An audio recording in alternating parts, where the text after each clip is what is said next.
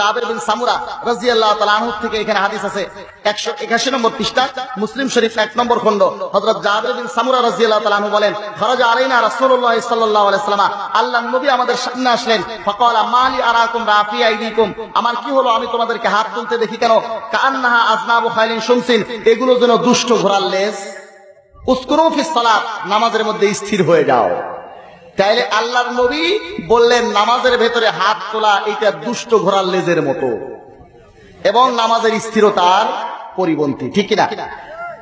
এরপরে নাসাই শরীফ 1 নম্বর খণ্ড 158 নম্বর পৃষ্ঠা, নাসাই শরীফ 1 নম্বর খণ্ড 161 নম্বর পৃষ্ঠা, অনেক জায়গাতে আছে, আমি দুই এক জায়গা থেকে দেখাই।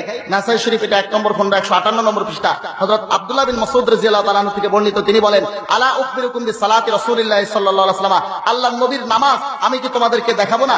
এরপরে উনি ফাকামা ফারাফা ইয়াদাইহি আউওয়ালা মাররাতিন সুম্মা লাম ইউইদ, উনি শুধু তাকবীরে তাহরিমার সময় হাত উঠাইলেন আর হাত উঠাইলেন না।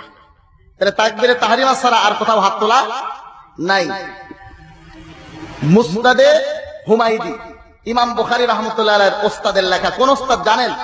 যেই ওস্তাদের হাদিসটা ইমাম বুখারী রাহমাতুল্লাহ আলাইহি বুখারী শরীফের 1 নম্বর হাদিস হিসেবে উল্লেখ করেছেন, সেই হুমায়দির লেখা মুসনাদুল হুমায়দি আমার সঙ্গে আছে। এর 277 নম্বর পৃষ্ঠায় প্রথম খণ্ডের 614 নম্বর হাদিসে